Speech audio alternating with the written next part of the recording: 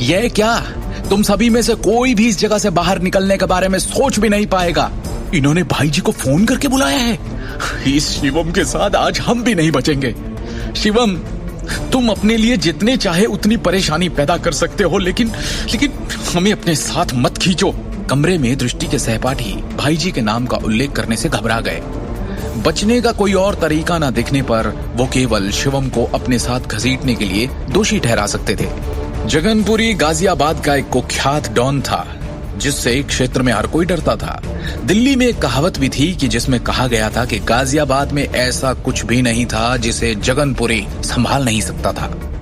उनमें से कोई भी इस तरह के भयानक व्यक्ति को ठेस पहुंचाने का जोखिम कैसे उठा सकता है? शिवम ने अपना सिर हिलाया और एक मुस्कान के साथ पूछा, क्या जगनपुरी वास्तव में इतना शक्तिशाली है? तू जगनपुरी भाई जी की पहचान भी नहीं जानता, फिर भी उनसे जुड़े आदमी को मारने की हिम्मत कर रहा है। इतना बेवकूफ कैसे है तू? तूने जिस पर हाथ उठाया है तू उसे नहीं जानता, वो जिसका आदमी है तू उसे भी नहीं जानता, बस ऐसे ही पंगा ले लिया। अब तो तुझे भगवान भी नहीं बचा सकता। तूने कोबरा भाई से लड़ने की हिम्मत इसलिए कर ली क्योंकि तुझे मार्शल आर्ट के कुछ दांव पेच आते हैं। तुझे ये नहीं पता कि भाई जी की दिल्ली में किस तरह की इमेज है। अंगद ने ठंडे स्वर में कहा। जिस तरह से वो काला कोबरा के पक्ष में ये बात बोल रहा था, उसके चचेरे भाई से ज्यादा वो उसका सगा लग रहा था। कमरे में मौजूद हर कोई डर के कांपने और अपनी मौत का इंतजार करने के अलावा और कुछ नहीं कर सकता था। शिवम ने गुस्से से एक सेकंड के लिए आंखें बंद की और आंखें खोलते ही दूसरे सेकंड में अंगद को बेरहमी से ऐसा जोरदार थप्पड़ जड़ा कि वो पूरे कमरे में लट्टू की तरह 2 बार घूम गया और बाहर जा गिरा। शिवम, छोड़ो ये सब, चलो चलते हैं, दृष्टि ने चिंतित अभिव्यक्ति के साथ सुझाव दिया। दृष्टि के हिसाब से शिवम ने आवेग में आकर कुछ ज्यादा ही बड़ा कदम उठा लिया। परिणामों की परवाह किए बिना उसने तुरंत काला कोबरा को धमकी दे डाली और यहाँ तक कि उसे अपने सामने घुटने टेकने के लिए मजबूर कर दिया, जिससे वो उसका दुश्मन बन गया। हिंसा से कभी किसी समस्या का समाधान नहीं हो सकता, क्योंकि ये और भी अधिक समस्याओं को जन्म देती है। अब जबकि स्थिति इस हद तक बढ़ गई थी, दृष्टि भी मौजूदा हालात को संभालने के लिए कुछ नहीं कर सकती थी। हालांकि वो मदद करने के लिए कुछ नहीं कर सकती थी, पर आज शिवम ने उसके दिल को जैसे छू लिया था। आखिरकार अपनी जान की परवाह किए बिना वो उसकी रक्षा में खड़ा हुआ था। तुम लोगों को लगता है तुम यहाँ से जा सकते हो? मेरी बात कान खोल के सुन लो, आज यहाँ से कोई भी जिंदा वापस नहीं जा रहा। काला कोबरा के चचेरे भाई ने अहंकार से कहा। बिना एक भी शब्द बोले शिवम ने अपनी पूरी ताकत से उस आदमी को लात मारी और उसे कमरे से बाहर उड़ते हुए भेज दिया। उसके बाद वो पलटा और दृष्टि को सीधे उसकी आंखों में देखा। उसका चेहरा शांत और तनाव मुक्त था। शिवम एक उज्जवल मुस्कान के साथ उसे आश्वस्त करने के लिए आगे बढ़ा। दृष्टि, सब ठीक हो जाएगा, ये सिर्फ एक छोटी सी समस्या है।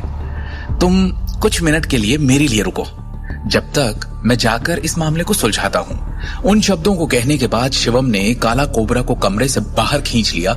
काला कोबरा और अंगद ने आज्ञाकारी रूप से जमीन पर घुटने टेक दिए। उनके चेहरे असंतोष से भरे हुए थे। हालांकि वो वापस खड़ा होना चाहते थे, लेकिन उनमें कोई भी ऐसा करने की ताकत नहीं जुटा सका, क्योंकि शिवम की किक से उनके घुटने पहले ही अस्थायी रूप से घायल हो चुके थे। इसलिए उन्हें अपने पैरों से किसी भी तरह की ताकत का प्रयोग करना बेहद मुश्किल लगा। दूसरी ओर शिवम अपने हाथों को अपनी पीठ के पीछे रखते हुए सीधे खड़ा हो गया, जबकि उसकी अभिव्यक्ति शांत और गंभीर रही। कुछ ही दूरी पर काला कोबरा के आदमियों ने शिवम को घूर कर देखा, ताकि ये सुनिश्चित हो सके कि उनके बॉस को कोई नुकसान न हो, क्योंकि आगे जाकर शिवम को रोकने की हिम्मत उनमें से किसी में भी नहीं थी। इस वक्त वो बस भाई जी के आने का इंतजार कर रहे थे। उनके हिसाब से शिवम शक्तिशाली तो था, पर वो भाई जी के सामने खड़ा भी नहीं हो पाएगा। करीब 3 मिनट तक गतिरोध बना रहा।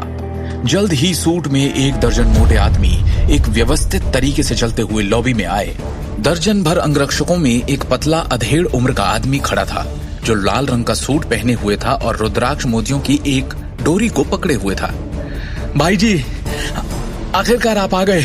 आपको मेरा बदला लेना चाहिए इस आदमी से। अपने गुरु गैंगस्टर को देखकर काला कोबरा चिल्लाया। मास्टर शिवम, क्या करेगा जगनपुरी शिवम के लिए? क्या काला कोबरा भाई जी की तरह आज से शिवम के अधीन हो जाएगा या बनेगा उसका दुश्मन?